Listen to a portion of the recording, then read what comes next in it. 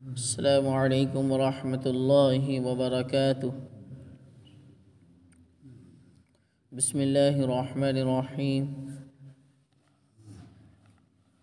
سورۃ النور کی آیت نمبر 27 سے آیت نمبر 29 تک آپ کے سامنے 3 آیت کریمہ تلاوت کی جائیں گی۔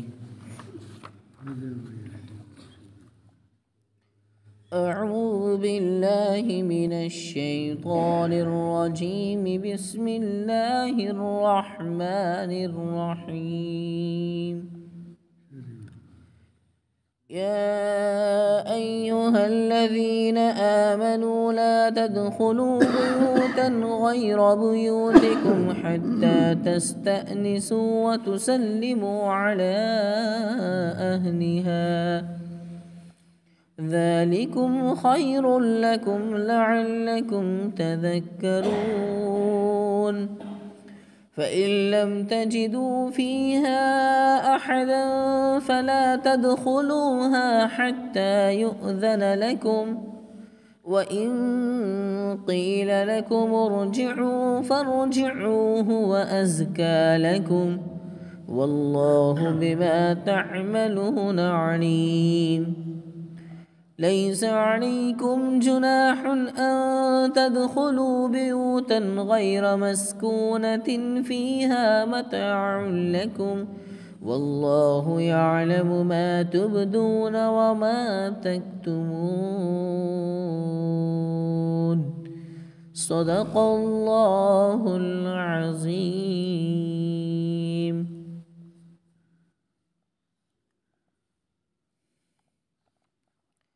سورۃ النور کی آیت نمبر 27۔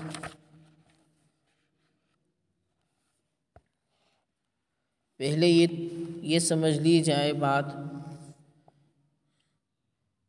پوری سورۃ النور کا موضوع اصلاح معاشرہ ہے، اور معاشرے کو خراب کرنے والی برائیاں بے شمار ہیں، جن میں سے سب سے بڑی وہ زنا ہے اور سب سے بری چیز ہے۔ اس سے نسب بھی مختلف ہو جاتے ہیں، رقابتیں پیدا ہو جاتی ہیں اور کشت خون کا بازار گم ہو جاتا ہے، جھگڑے کھڑے ہوتے ہیں اور معاشرہ تہوبالہ ہو جاتا ہے۔ یورپ اور امریکہ میں جہاں باہمی رضامندی سے زنا ایک جائز فعل ہے، ان خرابیوں کا رات دن مشاہدہ کیا جا سکتا ہے۔ اس لیے سورت کا آغاز احکام زنا اور قذف سے ہوا تھا، پھر قذف کی سنگینی سمجھانے کے لیے واقعہ افک کا تذکرہ کیا گیا، اور چونکہ بسا اوقات بلا اجازت کسی کے گھر میں جانا یہ بھی زنا کا سبب بنتا ہے، اس لیے اب ان آیات میں اجازت طلبی کا حکم دیا جاتا ہے تاکہ فساد معاشرے کا یہ سوراخ بند ہو جائے،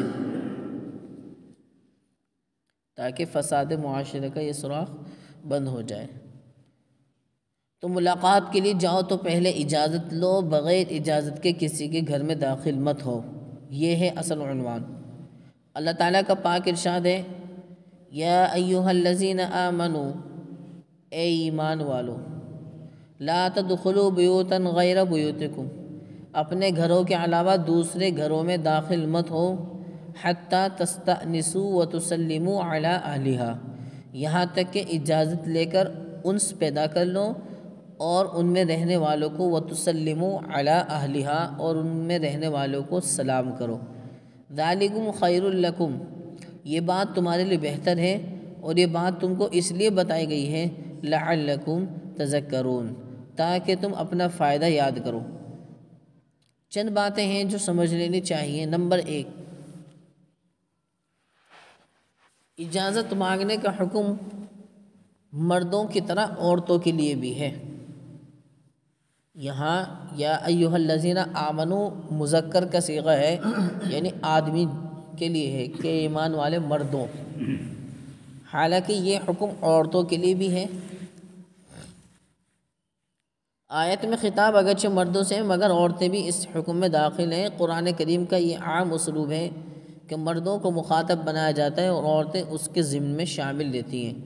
بس دوسرے کے گھر میں جانے کے لیے اجازت طلب کرنا مرد پر بھی واجب ہے اور عورت پر بھی واجب ہے۔ عورت کسی عورت کے پاس جائے یا مرد کسی مرد کے پاس جائے، سب کو اجازت لینی چاہیے، حتیٰ کہ اگر اپنی ماں، بہن یا دوسری محرم عورتوں کے گھر میں جائے تب بھی اجازت لے کر جائے۔ اور موطا امام مالک رحمۃ اللہ علیہ میں ایک روایت ہے، موطا امام مالک ایک کتاب ہے حدیث کی، جس طریقے سے موطا امام محمد ہے، تو اسی طریقے سے موطا امام مالک رحمۃ اللہ علیہ، اس میں ایک روایت ہے کہ ایک شخص نے رسول اللہ صلی اللہ علیہ وسلم سے پوچھا، کیا میں اپنے والدہ کے گھر میں جاؤں تو اجازت طلب کروں؟ آپ علیہ السلام نے فرمایا ہاں۔ اس نے عرض کیا میں تو ہر وقت ان کی خدمت میں رہتا ہوں۔ آپ نے فرمایا پھر بھی اجازت لیے بغیر گھر میں مت جاؤ۔ کیا تمہیں یہ بات پسند ہے کہ اپنی ماں کو ننگا دیکھو؟ اس نے کہا نہیں۔ آپ نے فرمایا پس اجازت لو، کیونکہ ممکن ہے وہ کسی ضرورت سے اپنا سطر کھولے ہوئے ہو۔ اچھا، اجازت لینے کا بھی طریقہ ہی نہیں جی آ جاؤں، یا کچھ مطلب خاص دے، تھوڑا سا خاص دے۔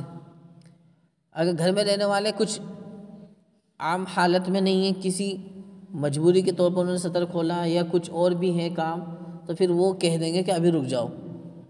اس لیے آتے جاتے میں اگر گھر میں رہنے والے خدام ہیں، خادم ہیں، وہ اگر بار بار اجازت لیں گے تو پھر یہی کام رہ جائے گا۔ پھر کوئی عام آدمی گھر میں جا رہا ہے تو وہ تو چونکہ ایک مرتبہ جا رہا ہے، لیکن ایک خادم ہے، یہ گھر کا ہی بیٹا ہے، اب وہ بار بار اجازت لے تو پھر بجائے اور کام کرنے کے وہ تو اجازت لینے میں ہی رہے گا، تو اس لیے اس کے لیے ہے کہ وہ خاص دے۔ اور اگر گھر میں بیوی بچے ہی ہوں تو اجازت لینا ضروری نہیں، مستحب ہے، کیونکہ احتمال ہے کہ پڑوس کی کوئی عورت گھر میں آئی ہوئی ہو، پڑوس کی کوئی عورت بھی گھر میں آئی ہوئی ہو۔ حضرت حکیم الامت حضرت مولانا اشرف علی صاحب تھانوی رحمۃ اللہ علیہ اپنے گھر میں جانے کے لیے بھی اجازت لیتے تھے، اور وجہ یہ بتائی کہ ممکن ہے گھر میں پاس پڑوس کی کوئی خاتون آئی ہوئی ہو، اور اگر اپنا گھر بالکل خالی ہو تو اجازت مانگنے کا حکم باقی نہیں رہتا، البتہ سلام اب بھی کرنا چاہیے، اور اس صورت میں سلام ان لفظوں سے کریں، السلام علینا وعلی عباد اللہ الصالحین۔ کیا سلام کریں گے؟ السلام علینا وعلی عباد اللہ الصالحین۔ یعنی یہاں تو صرف گھر کے بارے میں ہے، میں کہتا ہوں کہ اگر کوئی دکان بھی ہے آپ کی، اس دکان کو کھولنے جا رہے ہیں آپ، تو جیسے ہی شٹر کھولیں اس کے بعد جب داخل ہوں تو پڑھیں السلام علینا وعلی عباد اللہ الصالحین۔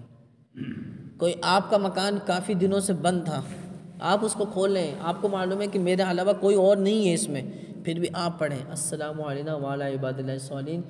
آپ کو دکھ رہا ہے کہ کوئی نہیں ہے، لیکن ہے ایک ایسی مخلوق جو تمہیں دکھ نہیں رہی، یعنی فرشتے ہیں۔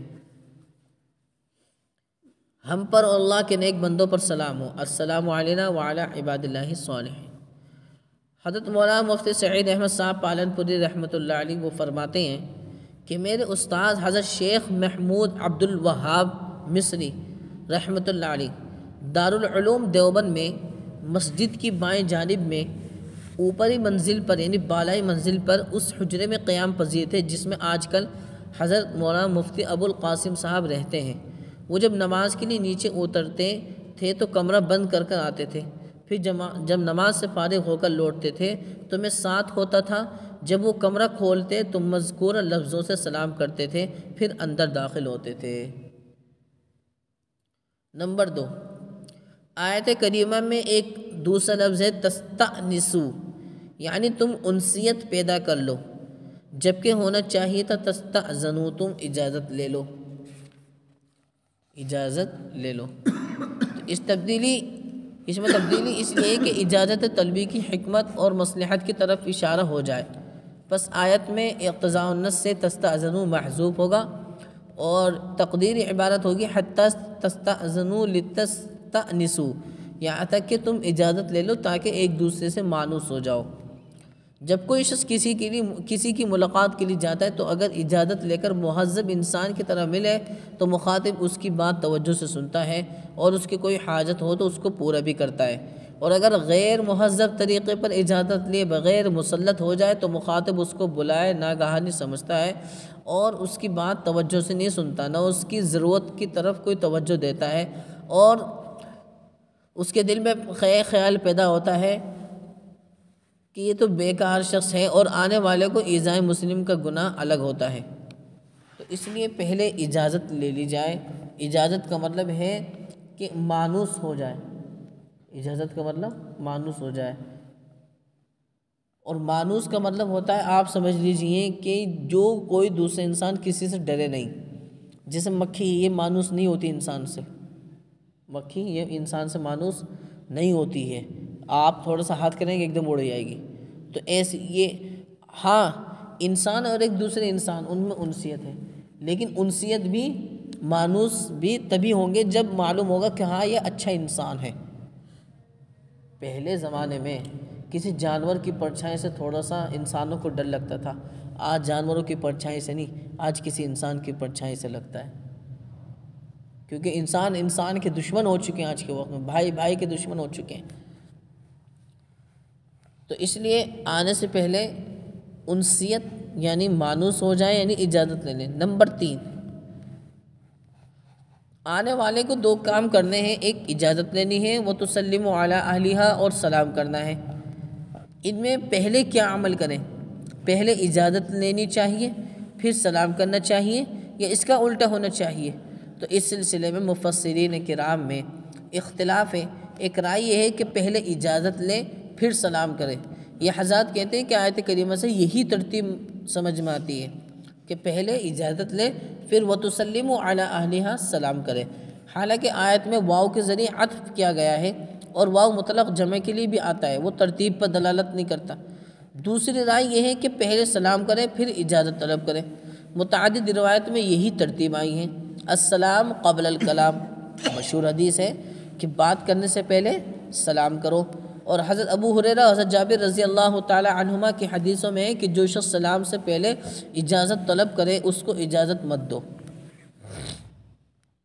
جو شخص سلام سے پہلے اجازت طلب کرے تو اس کو اجازت مت دو۔ اب دونوں چیزوں کی تطبیق کیسے سمجھ میں آئے گی؟ کہ سلام 2 طرح کے ہیں، سلام استئذان اور سلام تحیہ۔ ایک نیا سبق ہے، اس کو سن لیجیے کہ سلام 2 طرح کے ہیں، سلام استئذان یعنی اجازت طلب کرنے والا سلام، اور سلام تحیہ مبارکبادی والا سلام یعنی دعائیں والا سلام۔ اگر صاحب خانہ قریب ہو، گھر والا آدمی قریب میں ہو اور بات سن رہا ہو تو پہلے سلام کرے، یہ سلام استئذان بھی ہے اور سلام تحیہ بھی۔ جو قریب میں ہے، جی السلام علیکم، بات کرنے چاہ رہے ہیں، تو پھر یہ ایک دعائیہ بھی یعنی سلام تحیہ بھی ہو گیا، اور ایک سلام استئذان بھی، یعنی اب ہم کچھ کہنا چاہ رہے ہیں، اجازت نہیں ہے۔ پھر اجازت ملنے کے بعد جب گھر میں داخل ہو تو دوبارہ سلام تحیہ کرنا ضروری نہیں، اور اگر صاحب خانہ دور ہو، گھنٹی بجانے کی ضرورت ہو یا دروازہ کھٹکھٹانے کی، تو پہلے استئذان کرے، جب اجازت مل جائے اور گھر میں داخل ہو تو اب پھر سلام کرے، اب سلام کرے۔ اور آج کتنا اچھا ہو گیا کہ موبائل کے ذریعے سے پہلے اجازت لے لیں، موبائل کے ذریعے سے پہلے اجازت لے لیں، پھر گھر پہ جائیں، اس وقت میں پھر بھی موبائل کے ذریعے سے یا گھنٹی کے ذریعے سے اجازت لیں، بھی موبائل یا گھنٹی کے ذریعے سے اجازت لیں کہ جی ہم داخل ہو سکتے ہیں گھر میں اوپر یا نہیں۔ اگر وہ اجازت دیں تو اجازت دینے کے بھی بہترین طریقے آ رہے ہیں اس وقت، وہ آٹومیٹک ہے، اپنے پاس بٹن ہوتا ہے، دروازے کا لوک کھل جاتا ہے۔ پھر اس کے بعد جب آتے ہیں تو وہ تسلم علی اہلہا، پھر سلام کرتے ہیں۔ واقعتاً حتی تستأنسوا وتسلم علی اہلہا، اس عمل کی یہ دلیل ہے، یعنی صاف طور پر یہ عمل ثابت ہو رہا ہے، واللہ اعلم۔ نمبر 4، ذالکم خیر لکم، یہ بات تمہارے لیے بہتر ہے، یعنی اجازت لیے بغیر کسی کے گھر میں داخل ہونے سے بہتر ہے کہ تم جو ہے پہلے سلام اجازت لے لو پھر اس کے بعد سلام کرو۔ اس کے متعدد فائدے ہیں۔ پہلا فائدہ یہ ہے کہ جس کی طرف تستأنسوا میں اشارہ کیا ہے کہ صاحب خانہ آنے والے سے مانوس ہو جاتا ہے اور ملاقات خوشگوار ہوتی ہے۔ دوسرا فائدہ، اللہ تعالیٰ نے آدمی کے گھر کو سکون اور راحت کی جگہ بنایا ہے، اور یہ بات اسی وقت حاصل ہو سکتی ہے جب کوئی خواہ کی مداخلت نہ کرے۔ بس بے اجازت داخل ہو کر کسی کے سکون میں خلل ڈالنا گھر کی مصلحت کو فوت کرنا ہے۔ یہ مولویوں کے لیے بھی ہے اور یہ ڈاکٹروں کے لیے بھی ہے۔ ہاں بہت شدید ضرورت پیش آ گئی تو پھر ٹھیک ہے، نہیں تو اکثر آدمی کو یہ ہونا چاہیے قوت دفاعی قوت جانتے ہیں، یعنی اپنے سے کچھ ایسا طریقہ اختیار کرنا کہ وہ بیماری دور ہو جائے، دوائیوں پر مت پلو، پرہیز کرنا یہ بھی مدافعت یعنی قوت دفاعی ہے۔ اور جتنے بھی حکیم ہیں آپ دہلی میں دیکھ لیجئے، ہمدرد کے جتنے بھی حضرات آپ کو ملیں گے، اول نمبر پہ وہ آپ کو مشورہ دیں گے قوت دفاعی کا، یعنی اپنے سے کچھ ایسی ترتیب اور اپنے سے کچھ اپنا ایسا کچھ رویہ بناؤ کہ وہ بیماری خود بخود زائل ہو جائے، دوائی کے بھروسے پہ مت رہو۔ تو ایسے ہی کوئی حکیم ہو یا کوئی مولوی ہو یا کوئی عام انسان بھی ہو، کسی کے بھی گھر میں یوں ہی داخل ہو جانا، پہلے سوچیں کہ شاید ان کے آرام کا وقت تو نہ ہو، ان کے آرام کا وقت تو نہ ہو، کیونکہ گھر جو اللہ نے بنائے ہیں وہ سکون کا مقام بنایا ہے، تو بس بے اجازت داخل ہو کر کسی کے سکون میں خلل ڈالنا گھر کی مصلحت کو فوت کرنا ہے، اس لیے ناجائز ہے۔ تیسرا فائدہ، فواحش کا انسداد، یعنی برائیوں کا باب دروازہ بند کرنا ہے۔ بلا اجازت کسی کے مکان میں داخل ہونے میں احتمال ہے کہ گھر کی عورت پر نظر پڑ جائے اور شیطان دل میں کوئی برا خیال پیدا کر دے، اس لیے اجازت لے لو۔ چوتھا فائدہ، آدمی کبھی اپنے گھر میں ایسی حالت میں ہوتا ہے یا ایسے کام میں مشغول ہوتا ہے کہ نہیں چاہتا کہ کوئی اس پر مطلع ہو، اس لیے اجازت لے کر داخل ہونا ضروری ہے۔ پانچویں، آخری آیت میں ارشاد ہے لعلکم تذکرون، تاکہ تم اپنا فائدہ یاد کرو۔ یہ اجازت طلب یعنی اجازت مانگنے کی ترغیب ہے، شوق دلانا ہے کہ چونکہ یہ بات تمہارے لیے بھی مفید ہے، اس میں فائدے تمہارے لیے بھی، اس کو بھی ہمیشہ پیش نظر رکھو۔ اگر تم دوسرے کے گھر میں اجازت لے کر کے جاؤ گے تو دوسرے بھی تمہارے گھر میں ایک دم یوں ہی داخل نہیں ہو جائیں گے، اجازت لیں گے، اور تم کسی ضروری کام میں مشغول ہوگے تو آپ کہہ سکتے ہو کہ ابھی رک جاؤ۔ اچھا، اجازت ہر حال میں لینا ضروری ہے، اور لوٹ جانے کو کہا جاتا ہے لوٹ جائے، برا نہ مانے۔ چنانچہ اللہ تعالیٰ کا پاک ارشاد ہے بس اگر تم ان گھروں میں کسی کو نہ پاؤ فَإِن لَمْ تَجِدُوا فِيهَا أَحَدًا، پھر اگر تم ان گھروں میں کسی کو نہ پاؤ تو بھی ان میں داخل مت ہو۔ بھئی آواز نہیں آ رہی، یعنی کیا نہیں ہو رہا، پھر بھی داخل مت ہو یہاں تک کہ تمہیں اجازت دی جائے، اور اگر تم سے کہا جائے کہ لوٹ جاؤ تو لوٹ جاؤ، وہ تمہارے لیے زیادہ ستھری بات ہے، اور اللہ تعالیٰ کو تمہارے سب کاموں کی پوری خبر ہے۔ اس آیت میں دو مسئلے ہیں اور آخر میں دو باتیں ہیں۔ پہلا مسئلہ، اگر یہ معلوم ہو جائے کہ گھر میں کوئی موجود نہیں، تب بھی دوسرے کے گھر میں مالک کی اجازت کے بغیر مت جاؤ، کیونکہ ملک غیر میں بغیر اجازت تصرف کا کوئی حق نہیں، یعنی کسی غیر کی ملکیت میں بغیر اجازت کے تصرف کا کوئی حق نہیں ہے، نہ معلوم بے اجازت داخل ہونے سے کیا جھگڑا کھڑا ہو گیا یا کیا الزام لگ جائے۔ ہاں صراحتاً یا دلالتاً اجازت ہو تو جانے میں کوئی مضائقہ نہیں ہے، کوئی حرج نہیں ہے۔ دوسرا مسئلہ، اور اگر گھر میں صاحب خانہ ہو مگر وہ کسی وجہ سے فی الحال ملاقات نہیں کرنا چاہتا، چنانچہ گھر میں سے کہا جائے کہ ملاقات سے فی الوقت معذوری ہے، تو لوٹ جانا چاہیے، برا نہیں ماننا چاہیے۔ کبھی آدمی کی طبیعت کسی سے ملنے کو نہیں چاہتی، یا کام کا حرج ہوتا ہے، یا وہ کوئی ایسا کام یا بات کر رہا ہے جس پر غیر کو مطلع کرنا پسند نہیں کرتا، بس کیا ضروری ہے کہ خواہ اس پر بوجھ بن جائے۔ اسی طرح بار خاطر بننے سے تعلقات صاف نہیں رہتے، پھر آدمی ملاقات کو خوش دلی سے نہیں کرتا ملاقات۔ پھر آیت میں دو باتیں ارشاد فرمائی ہیں۔ پہلی بات، ہوا ازکا لکم، وہ تمہارے لیے زیادہ ستھری بات ہے، اس کا تعلق دونوں مسئلوں سے ہیں، یعنی دونوں مسئلوں کی مصلحت کا بیان ہے کہ گھر میں کوئی موجود نہ ہو اور بغیر اجازت داخل ہو گئے تو کوئی بھی الزام لگ سکتا ہے، اس لیے اس سے بہتر بات یہ کہ داخل مت ہو۔ اسی طرح ملاقات سے معذرت پر لوٹ جانا بھی دلوں کی صفائی کا سبب ہے، کیونکہ صاحب خانہ پر بوجھ بن جانا پرلے درجے کی کمینہ پن ہے۔ دوسری بات، واللہ بما تعملون علیم، اور اللہ تعالیٰ کو تمہارے سب کاموں کی پوری خبر ہے۔ یہ دونوں مسئلوں کی وجہ بیان کی ہے۔ اللہ تعالیٰ کو بندوں کے تمام ظاہری اور باطنی احوال کی خبر ہے، انہیں اپنے علم محیط سے تمام امور کی رعایت کر کے یہ احکام دیے ہیں، بس ان کی تعمیل میں تمہارا سراسر فائدہ ہے۔ اور پھر حدیثوں میں جو اجازت مانگنے کے سلسلے میں 3 مسائل آئے ہیں وہ بھی سن لیجئے۔ پہلا مسئلہ، وقفہ وقفے سے 3 مرتبہ اجازت مانگے، اگر تیسری مرتبہ بھی جواب نہ ملے تو لوٹ جائے، اور یہ سمجھ لے کہ گھر میں کوئی نہیں ہے، یہ کوئی مشغولیت میں ہے، بس دروازے پر جمع رہنا اور مسلسل دستک دینا ایذا کا یعنی تکلیف کا سبب بنتا ہے، جس سے بچنا واجب ہے۔ دوسرا مسئلہ، اگر دروازہ کھلا ہے تو دروازے کے سامنے کھڑا نہ ہو، دائیں بائیں کھڑے ہو کر سلام کریں، گھنٹی بجائے یا دستک دے تاکہ اجازت ملنے سے پہلے ناگاہ نظر نہ پڑ جائے۔ حدیث میں ہے انما جعل الاستئذان لاجل النظر، اجازت مانگنے کا حکم نظر دیکھنے ہی کی وجہ سے ہے، اگر اجازت ملنے سے پہلے گھر میں دیکھ لیا تو اجازت مانگنے کا مقصد فوت ہو گیا۔ تیسرا مسئلہ، جب گھر میں سے پوچھا جائے کہ کون، تو ایسا جواب دے جس سے آنے والے کا تعارف ہو جائے، مجمل جواب نہ دے کہ میں، اور صرف نام بتائے، بلکہ اپنا لقب یا عرف وغیرہ ہو تو وہ بھی ذکر کرے۔ یہی حکم ٹیلی فون پر جواب دینے کا ہے۔ 2 باتیں اور ہیں، بس وہ سن لیجیے پھر اس کے بعد مکمل ہے۔ اللہ تعالیٰ کا پاک ارشاد ہے جو تیسری آیت ہے، اور تم پر کوئی گناہ نہیں کہ بغیر اجازت لیے ایسے گھروں میں داخل ہو جس میں کوئی نہیں رہتا، جن میں تمہارے لیے منفعت ہے، اور اللہ تعالیٰ وہ باتیں جانتے ہیں جو تم علانیہ کرتے ہو، جو تم پوشیدہ بھی کرتے ہو۔ واللہ یعلم ما تبدون وما تکتمون۔ جن مکانوں میں کوئی خاص آدمی نہیں رہتا اور وہ عام لوگوں کے استعمال کی جگہ ہیں اور وہاں جانے میں کوئی روک ٹوک نہیں، مثلا مسجد، مدرسہ، خانقاہ، سرائے وغیرہ، وہاں اگر کسی ضرورت سے جانا پڑے تو کسی سے اجازت لینے کی ضرورت نہیں، کیونکہ وہ کسی کی ملکیت نہیں، نہ وہاں جانے میں کسی کو پریشان کرنا لازم آتا ہے۔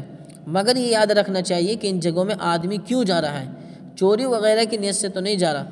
اگر ایسی کوئی بری نیت ہے تو وہ جان لے کہ اللہ تعالیٰ یعلم ما تبدون وما تکتمون، تمہارے کھلے ہوئے اور چھپے ہوئے حالات کو جانتے ہیں، وہ اس کی ضرور سزا دیں گے۔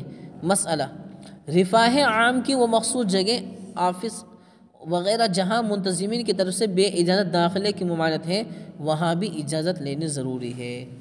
خلاصہ کلام یہ نکلا ہے کہ ایک تو سلام کو عام کریں، سلام جہاں آپ کریں گے نہ پتہ ہوئے لوگوں کو بھی، ان کو بھی علم ہو جائے گا کہ کوئی شخص آ رہا ہے۔ دوسرا، اگر گھر میں بھی داخل ہو رہے ہیں یا کہیں بھی جا رہے ہیں تو آپ سلام کریں، سلام کریں، اور سلام کو اتنا عام کریں کہ چاہے کوئی برا کیوں نہ مانے، برا کیوں نہ مانے، لیکن یہ ہے کہ ایک دعا ہے سلام، السلام علینا وعلی عباد اللہ الصالحین، یہ سلام کر لیں۔ تیسری بات یہ ہے کہ اگر ہمیں معلوم ہو جائے کہ گھر میں کوئی نہیں ہے، اس کے باوجود ہم گھر میں جائیں نہ جائیں، تو شریعت کا اصول ہے کہ 3 مرتبہ آپ آواز دیں۔ اور سب سے بڑی بات یہ ہے کہ موبائل آج کے وقت میں ہر ایک بندے کے پاس ہے، کچھ ہو یا نہ ہو، موبائل ہر ایک کے پاس ہے۔ تم فون کر لیں، اجازت طلب کر لیں، ہے یا نہیں ہے، نہیں اجازت ملے تو پھر آپ واپس چلے جائیں، اس میں کراہیت والی کوئی بات نہیں ہے۔ الحمدللہ رب العالمین والصلاة والسلام علی سید المرسلین، یا رب صلی وسلم دائما ابدا علی حبیبک خیر الخلق کلہم۔ یا اللہ ہم سب کے تمام گناہوں کو معاف فرما، یا اللہ ہمارے تمام خطاؤں کو درگزر فرما، تمام سیئات کو حسنہ سے مبدل فرما، تمام لغزشوں کو معاف فرما۔ نبی علیہ السلام نے خیر کے لیے ایسی جتنی بھی دعائیں مانگی ہیں ان تمام اچھی دعاؤں میں ہمارا حصہ عطا فرما، جتنی برائیوں سے شروع کرنے سے اللہ کے نبی نے پناہ مانگی ان تمام برائیوں سے شروع کرنے سے ہماری حفاظت فرما۔ یا اللہ ہم سب پر، پوری امت مسلمہ پر رحم و کرم کو معاملہ فرما۔ یا اللہ زندوں کی بھی مردوں کی بھی اللہ سبھی کی مغفرت فرما۔ یا اللہ جو بیمار ہیں ان کو شفا عطا فرما، جو بے اولاد ہیں ان کو نیک صالح اولاد عطا فرما۔ یا اللہ جو بے جوڑا ہیں ان کو نیک صالح فرما جوڑا عطا فرما۔ یا اللہ جو بے دین ہیں اللہ تو ان کو یا اللہ دیندار بنا دیجیے۔ یا اللہ جو بے نمازی ہیں ان کو یا اللہ با نمازی بنا دیجیے۔ یا اللہ جو بے روزگار ہیں ان کو بھی یا اللہ روزگار بنا دیجیے۔ یا اللہ ہم سب کو بھی حلال روزی عطا فرما دیجیے۔ یا اللہ جن غریب بچوں کے رشتوں کے انتظام نہیں ہو پا رہے میرے مولا کریم ان کے رشتوں کے انتظام غیب کے خزانے سے پورے فرما دیجیے۔ یا اللہ نکاحوں کے انتظام بھی فرما دیجیے۔ مولا کریم یا اللہ ہم سب کے ایمان میں، نیک اعمال میں، کاروبار میں برکت عطا فرما دیجیے۔ یا اللہ جب تک ہمیں زندہ رکھیں تو اسلام پر زندہ رکھنا، اور جب موت دے تو یا اللہ ایمان پر خاتمہ فرمانا۔ مولا کریم ارحم الراحمین یا اللہ دونوں جہاں میں عزت، کامیابی، سرفرازی، خوشیاں، خیر، بھلائیاں عطا فرمانا، اور یا اللہ دونوں جہاں میں ذلت سے، بے عزتی سے، رسوائی سے ہماری حفاظت فرمانا۔ یا اللہ یہاں پر جتنی بھی متحزات بیٹھے ہیں یا اللہ ہر ایک کی دلوں کی تمام جائز مرادیں پوری فرمانا، اور جتنی بھی خواتین ہیں یا اللہ ہر ایک خاتون کی یا اللہ تمام مشکلات کو دور